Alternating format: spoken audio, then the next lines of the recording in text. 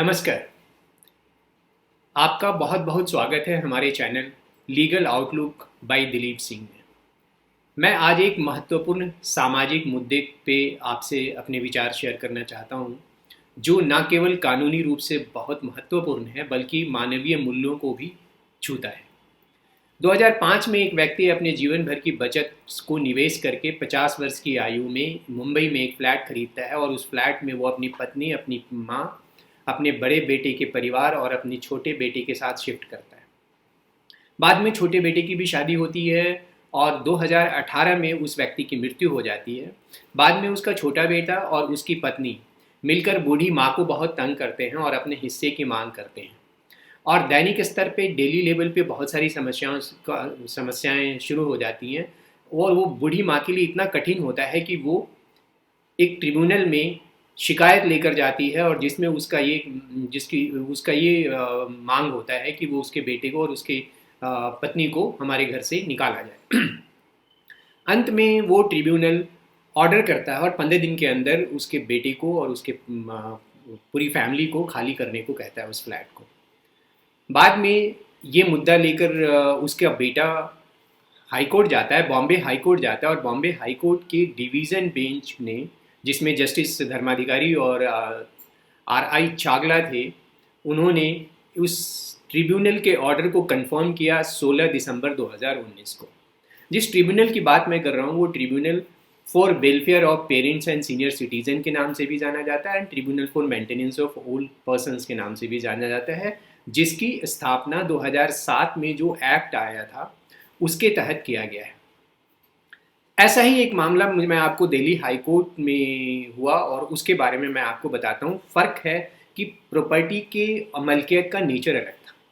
इस मामले में एक व्यक्ति जो एक ईसाई संगठन में काम करता है और उसको वहाँ नौकरी के सेवानिवृत्त होने के बाद भी वो उसी संस्था में रहता है। बाद में उसकी डेथ होती है और उसी संस्था में उसकी डॉटर और उसकी वाइफ भी काम कर रही होती है और उस संस्था उनको शुरू से ही एक बहुत बड़ा मकान दिए हुए होता है जिसमें वो रह रहे होते हैं। और उसकी बेटी जब उस घर में शिफ्ट करती है तो उसके दो बेटे जो बाहर रह रहे होते हैं उनको ये लगता है कि उस परिवार पे, उस मकान पे उसकी बेटी अपना अधिकार करेगी, इसलिए वो दोनों बेटे भी अपनी फैमिली के साथ उस मकान में शिफ्ट कर जाते हैं और फिर अपनी बूढ़ी माँ को प्रताड़ित करने लगते हैं इस चीज़ को लेकर कि हमारा बंटवारा करो, हमारा हिस्सा दो। बाद में वो बूढ़ी माँ भी ट्रिब्यूनल में जाती है और वहाँ भी ये फैसला सुनाया जाता है कि भाई आप दोनों लड़कों को कहा जाता है आप अपने परिवार के साथ मकान को खाली कीजिए 10 दिन के अंदर अंदर, ऐसा आदेश पारित करती है। बाद में ये दोनों बेटे दिल्ली हाई कोर्ट में अपनी अपील में जाते हैं और रिट फाइल करते हैं और उस रिट का नंबर था, सिविल रिट पिटिशन का नंबर था 10463/2015 और केस का नाम था Sunny Paul and others versus state of NCT Delhi. इस केस में जो मकान था वो किराए का मकान था। अब एक तीसरा केस जिसमें मकान का नेचर बिल्कुल अलग था, उसमें वो मकान को लेकर वो जॉइंट फैमिली प्रॉपर्टी को कहा गया। वहाँ भी बुजुर्ग व्यक्ति थे जो उस मकान में रह रहे थे, वो अपने बेटे के खिलाफ जाते हैं और बेटा के खिलाफ ट्रिब्यूनल ऑर्डर पास करती है और उसके बाद उनका बेटा खुद भी एक रिट फाइल करता है और अपने बेटे से भी रिट फाइल करा देता है ये कह के, ये दोनों का मेन ग्राउंड ये था कि ये property joint Hindu family property है, इसलिए उनका रहने का अधिकार है। लेकिन ट्रिब्यूनल उनके खिलाफ ये ऑर्डर पास होता है और उनको खाली करने को कहता है। फिर वो दिल्ली हाई कोर्ट जाते हैं। दिल्ली हाई कोर्ट ने भी ट्रिब्यूनल के ऑर्डर को कंफर्म किया और उन्हें इमीडिएटली खाली करने को कहा। ये 3 केसेस को मैंने इसलिए रेफर किया है कि तीनों केसेस में प्रॉपर्टी के नेचर्स अलग अलग थे, फिर भी अल्टीमेटली ट्रिब्यूनल ने खाली करने को कहा और दिल्ली और जो डिफरेंट हाई कोर्ट्स हैं उन्होंने उसको कंफर्म किया। इनफैक्ट ये सारे केसेस का जिक्र और इस मुद्दे का जिक्र मैं इसलिए कर रहा हूँ कि रिसेंटली एक सुप्रीम कोर्ट की जजमेंट आई थी, Satish Chandra Ahuja versus Sneha Ahuja, civil appeal number 2483/2020। इसमें बेसिकली इस जजमेंट में सुप्रीम कोर्ट ने बहू का अधिकार को स्वीकार किया था जो डोमेस्टिक वायलेंस एक्ट के तहत होता है और उसमें उसका अधिकार था उस घर में रहने का, अपने ससुर के घर में रहने के अधिकार को स्वीकार किया था। और उसको तवज्जो दी थी और केस को सेटिसाइड, जो डिसीजन था हाई कोर्ट का उसको सेटिसाइड करके दोबारा भेज दिया था नीचे। तो एक जनरल फीलिंग आ गई है कि बहू अगर परेशान भी करती है तो भी वो अपने ससुर के घर में रह सकती है। तो इन मुद्दों पे अभी हम आगे भी करते हैं। मेरा नाम दिलीप सिंह है और मैं आपसे ये रिक्वेस्ट करूँगा कि अगर आपने मेरा चैनल सब्सक्राइब नहीं किया है तो प्लीज़ सब्सक्राइब कीजिए और अपने दोस्तों से मेरे वीडियो को साझा कीजिए, और ताकि मैं उनके विचार भी जान सकूं, और आप अपने विचार को ज़रूर से ज़रूर शेयर कीजिए ताकि मैं अपने वीडियो के कंटेंट्स को इम्प्रूव कर सकूं। जो मैंने 3 जजमेंट्स का जिक्र किया, जो बॉम्बे हाई कोर्ट का था और 2 दिल्ली हाई कोर्ट का था, बहुत ही अच्छे लिखे हुए जजमेंट हैं और उसका डिस्क्रिप्शन सेक्शन में मैं उनका डिटेल डाल दूँगा, प्लीज़ आप उनको देखिए।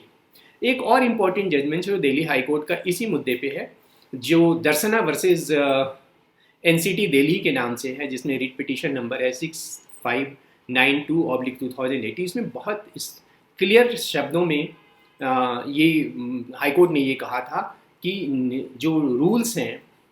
जो इस एक्ट के तहत रूल्स बनाए गए हैं 22 रूल 22 सब रूल 3, उसमें बहुत स्पष्ट भाषा में ये कहा गया है कि एक वरिष्ठ नागरिक अपने बेटा या बेटी को कानूनी तौर पे अपने घर से बेदखल कर सकता है और उसको अपने साथ रहने नहीं दे सकता है, चाहे जो संपत्ति जिसमें वो रह रहा हो उसकी पैतृक संपत्ति हो या उसकी सेल्फ एक्वायर्ड या स्वअर्जित संपत्ति हो। दूसरा एक जजमेंट जो इंपॉर्टेंट है, जिसका जिक्र भी मैंने ऊपर किया था, वो सिविल रिट पिटीशन नंबर 2761/2020, जिसका नाम है Sandeep Gulati versus state of Delhi. ये भी दिल्ली हाई कोर्ट का जजमेंट है, जिसमें उन्होंने बहुत स्पेसिफिकली इस बात को कहा कि जो कानून है, जिसमें माता पिता और वरिष्ठ नागरिकों के रख रखाव का कानून, जिसको ओल्ड पेरेंट्स लॉ भी कहते हैं, सीनियर सिटीजन लॉ के नाम से जानते हैं, जो 2007 में आया था, उसके नियम, उसके रूल्स के तहत ये सरकार का दायित्व है कि एक डिटेल सिस्टम तैयार करे, एक जिससे कि माँ बाप को उनके संपत्ति को सुरक्षा प्रदान किया जा सके अगर उनका कोई भी रिलेटिव्स उनको तंग करता है और उनके मकान उनके साथ रह के उनको परेशान करता है, तो उसको बाहर निकालने के लिए जो एक प्रोविजंस है वो एक सिस्टम तैयार करें। बच्चों का माता पिता की संपत्ति पर कोई अधिकार नहीं होता अगर माता पिता अपनी इच्छा से उनको अपने साथ रखना नहीं चाहें तो। Punjab and Haryana high court का भी एक जजमेंट है, जिसमें फैसला आया था 1 दिसंबर 2015 को, और केस का नाम है Gurpreet Singh versus state of Punjab. और उसमें भी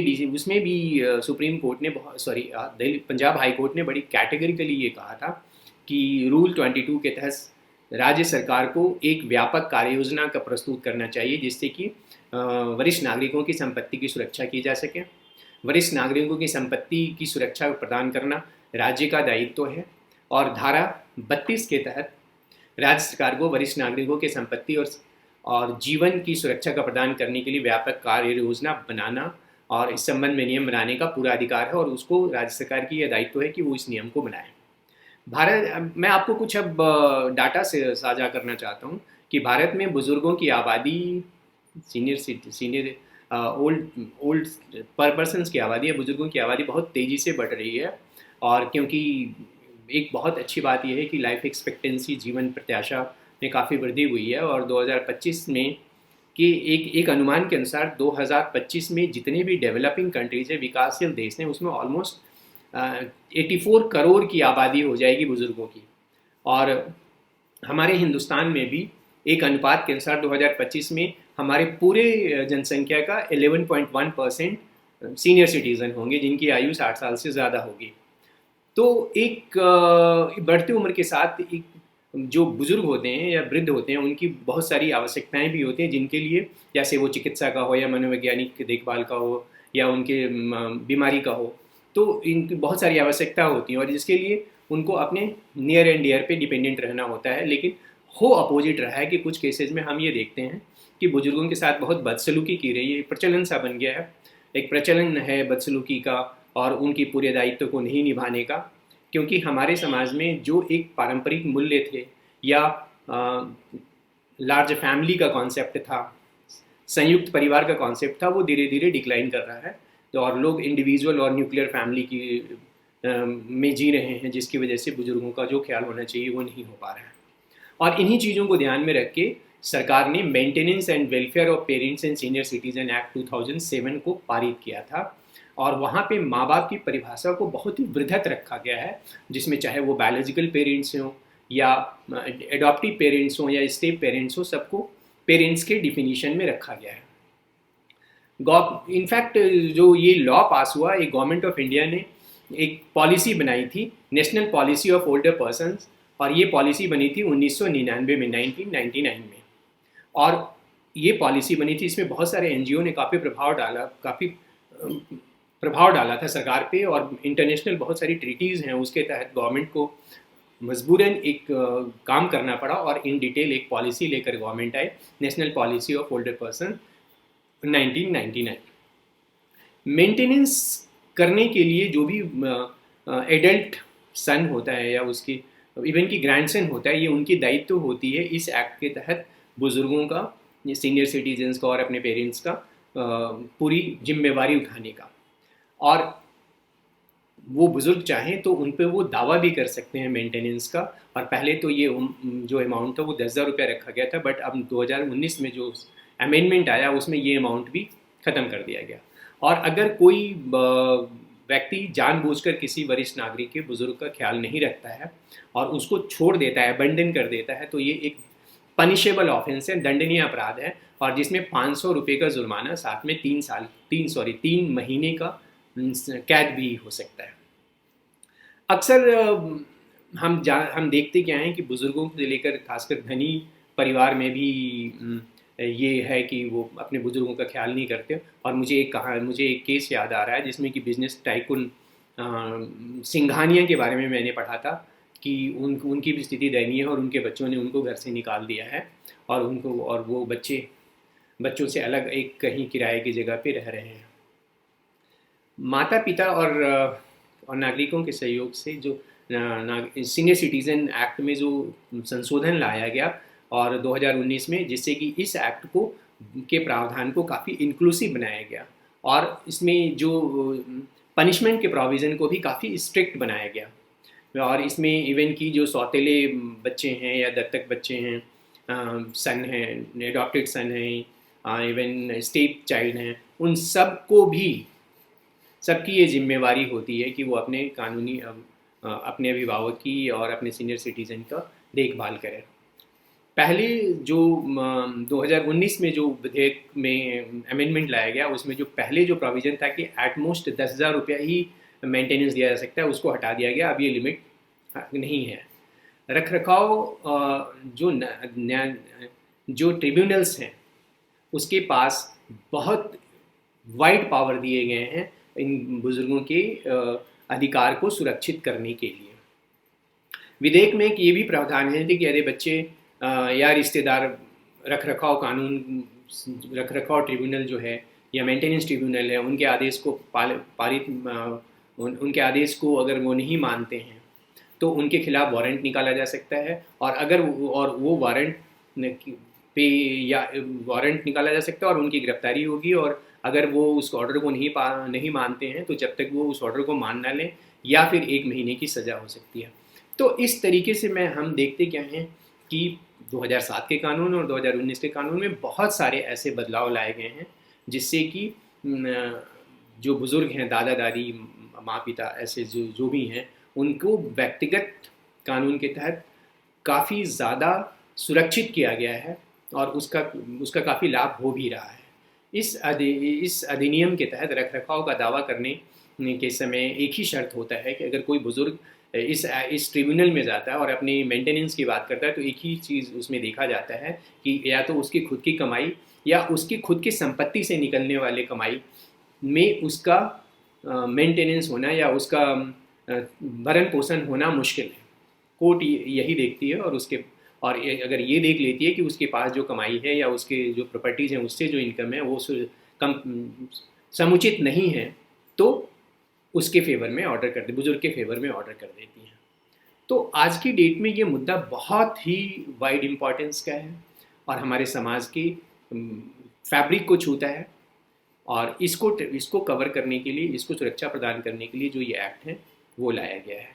तो एक जो असुरक्षा की भावना आ रही थी बहू और बेटे, अगर बेटा नहीं मदद करता है तो, और ख़ासकर बहू अगर परेशान करती है तो, और डोमेस्टिक वायलेंस में अपने ससुर के खिलाफ चली जाती है, तो एक था कि भाई वो उस बुज़ुर्ग असुरक्षित महसूस करते हैं। तो मेरा ये मानना है कि ये कानून अपने आप में कंप्लीट है उनकी सुरक्षा के लिए और उनके हितों की रक्षा के लिए। तो आज के सफ़र में हम यही रहते हैं। चूँकि ये मुद्दा बहुत बड़ा है और इसमें बहुत सारे अच्छे अच्छे डिसीजन हैं सुप्रीम कोर्ट के भी, तो मैं आगे भी वीडियो बनाऊंगा और उसमें इन चीज़ों को कवर करूंगा। आपका बहुत बहुत धन्यवाद इस वीडियो को देखने के लिए। मैं आपसे रिक्वेस्ट करता हूं कि अगर आपने मेरे चैनल को सब्सक्राइब नहीं किया है तो प्लीज़ सब्सक्राइब कीजिए, मेरे वीडियो को शेयर कीजिए और आप अपने विचार को शेयर कीजिए, और वो अभी कीजिए। आपका जो भी विचार आपके मन में आ रहा है इस वीडियो को देखकर उसे अभी शेयर कीजिए, जिससे कि मैं आपकी बातों को जान सकूं, आपके सवालों का जवाब दे सकूं और आपसे एक इंटरैक्शन कर सकूं। बहुत बहुत धन्यवाद। नमस्कार।